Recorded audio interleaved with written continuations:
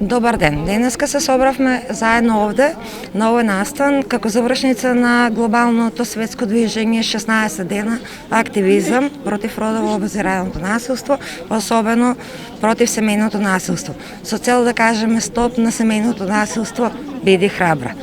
Секоја година во точни датуми од 25.11 до 10.12 се случува ова активистичко организирање, а кај нас оваа година во организација на жената на бугарскиот амбасадор Бијана Ангелова Били, која обедини мноштво единки и граѓански организации, меѓу кои една може, со цел и на тема Стоп на семејното насилство, биди храбра.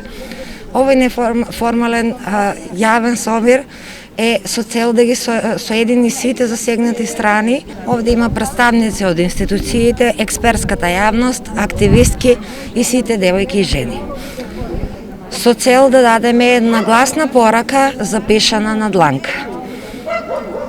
Според работната агенда, денеска е одлучено да се направи перформативен молк во чест на сите жртви на родово базираното насилство, особено на семејното насилство. На настанот, на овој настан му претходеше една севкупна кампања со многу акции за помош и информирање за начинот и механизмите на институционална заштита, собирање на донации, преку телефонски броеви, имаше и жиросметка. Може да се вклучат и онлайн сите кои што сакаат да придонесат во оваа кампања со запишување на порака на својата дланка и испраќање на фотографија на социјалните мрежи со хаштази биди храбра или стоп на домашното насилство. Овој настан е организиран во повеќе градови во Македонија. Главниот настан е во Скопје, но исто така покрај Штип приклучени се и други градови кои што се приклучени на оваа кауза, тоа се Квадарци, Дојран, Битола, Охрид, Тетово, Крива Паланка и така натаму. Со срце за секоја една да може да живее достоинствено. Тања, овие денови имаше еден настан организиран од УНФПА, од Обединетите нации и од Британската амбасада.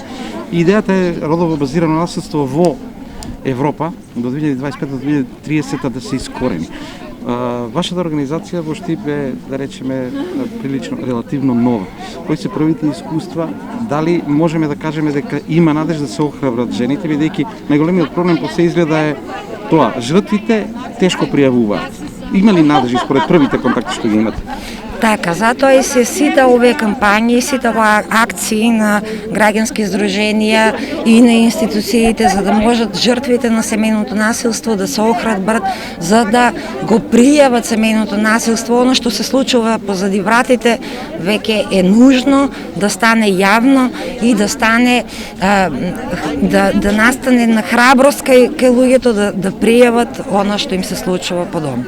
Многу важна информација како и на кој начин може да комуницираат со вас, бидејќи вие сте една од организациите кои што се обидуваат да ги разберат, да им помогнат на жртвите на насилството.